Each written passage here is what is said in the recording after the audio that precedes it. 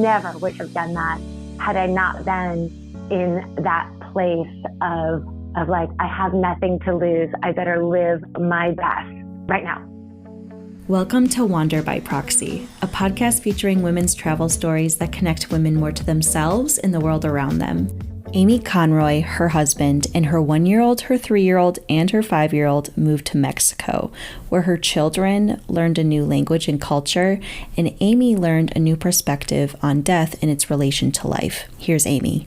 When my oldest was in kindergarten, our family made the decision to move to San Miquel de Allende, Mexico, which turned out to be the best decision of our parenting. So we ended up living in San Miquel de Allende for a collective year. People often ask me what a collective year means. And we did it in increments. So we did it in sort of 5 months at one time, and then we'd come home for 6 months, and then we'd go back for 6 months. And we did that back and forth. But my children ended up spending a school year immersed in the local schools there. And it was awesome. It seemed like an unusual decision, I think, to almost everybody that we hung out with in Los Angeles. But most of the people that we hung out with in Los Angeles didn't really know that I had previously been a Central American archaeologist. So I felt really comfortable in Mexico. At the time, my husband was traveling a lot for production purposes, documentaries, and TV work. And we really wanted our children to learn Spanish. And we really preferred if they could learn Spanish within the cultural setting of a native speaking location. And we hadn't really planned on it, but after we were invited to visit San Miguel, we went there, we met people in the community, we were invited to a 4-year-old birthday party. We didn't know anybody, but everybody was so generous and warm and inviting that we just kind of fell in love with the place. And it was like, why not? Like, when else would we do this? They're so young. They're super adaptable. They can pick up the language really quickly. And I would personally love it. I would get to feel like I was doing anthropological field work or something. So it was a real bonus. It was an unusual set of circumstances that led us there. And since that time, I've really, looked back at the patterns that we followed and codified our experience a little bit more to make a greater understanding of it all. But truthfully, when we first went down there, it was half whim, half gut, half adventure and excitement. That sounds so fun. So what did your kids think of it? And what did they bring with them after all of that? They loved it. I mean, they loved it because it was so much fun. Every time we went, it was a great experience. We had friends in both places. So we all looked forward to it. But the second time when we went down there for a period of 6 months, my husband did have my daughter display everything on the floor that she was bringing with her. And it's this hilarious picture of dolls and books and a blanket, just really random things, like anything, a 5-year-old thinks that they have to have with them for 6 months. But when we came back, when it's all said and done, I mean, we brought back a dog. I would say that was one of our favorite recuerdos that we brought back. So we brought back our beloved dog, who is named Ola Ricky Fuente. And we brought back this deep love for Mexican culture. And they're all pretty near fluent. I'd say they're conversationally fluent. And we just, we generally look forward to the next time when we'll visit that city. That's amazing. And I'm glad.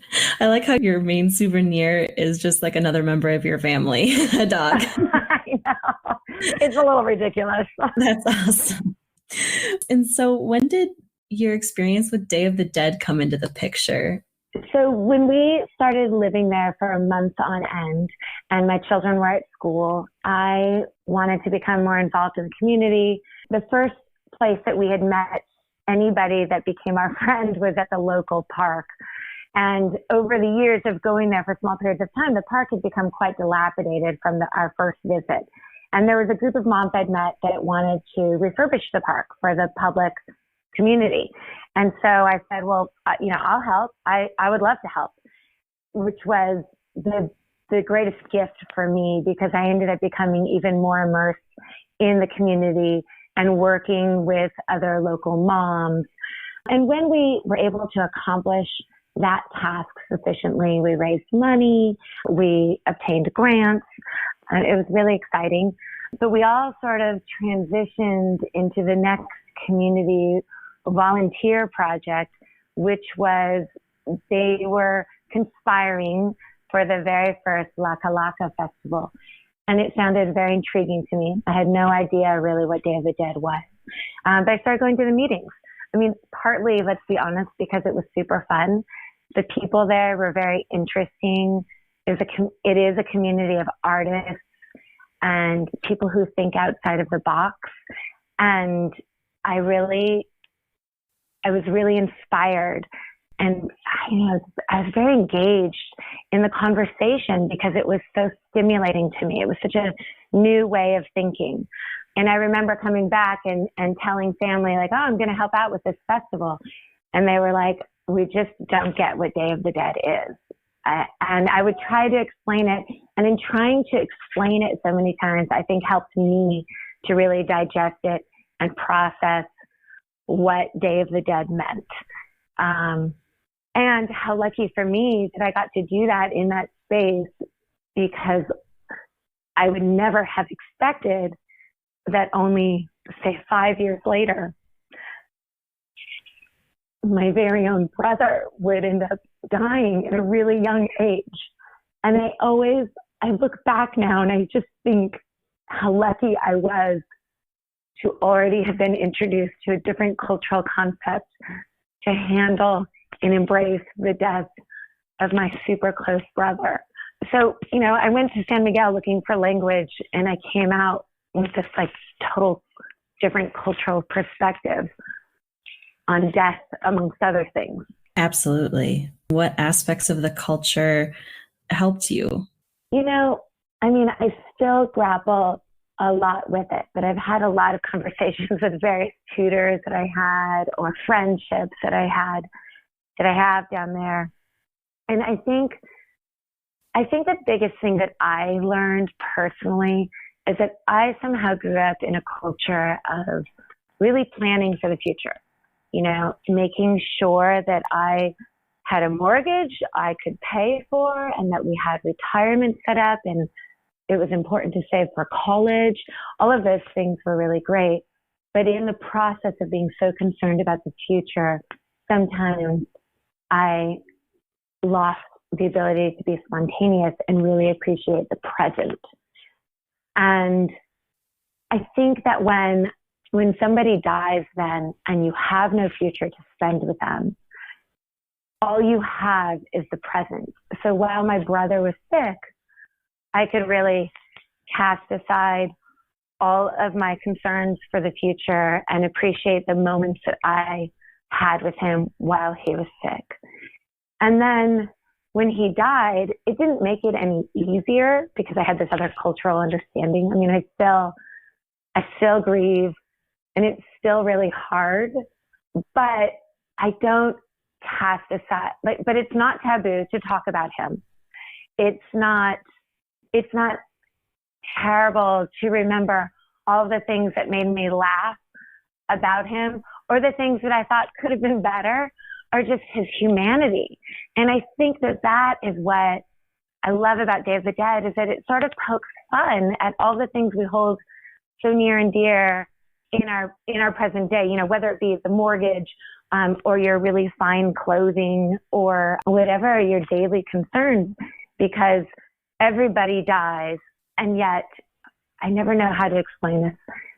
It's an acceptance of death. We will all die. Yet we can still appreciate the spirit of our loved one and celebrate that they're still there with us.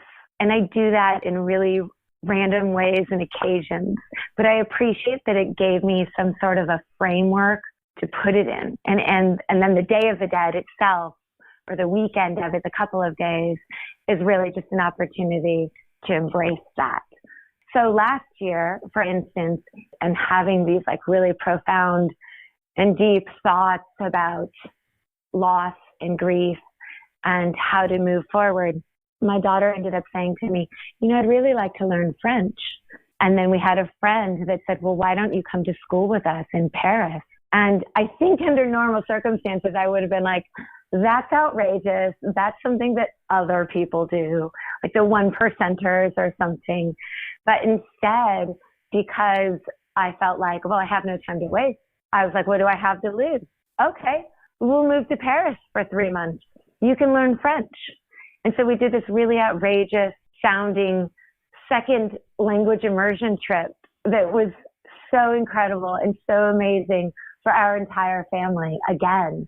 And I never would have done that had I not been in that place of like, I have nothing to lose. I better live my best right now. I love that. It's like it evoked just fearlessness in you. And yes.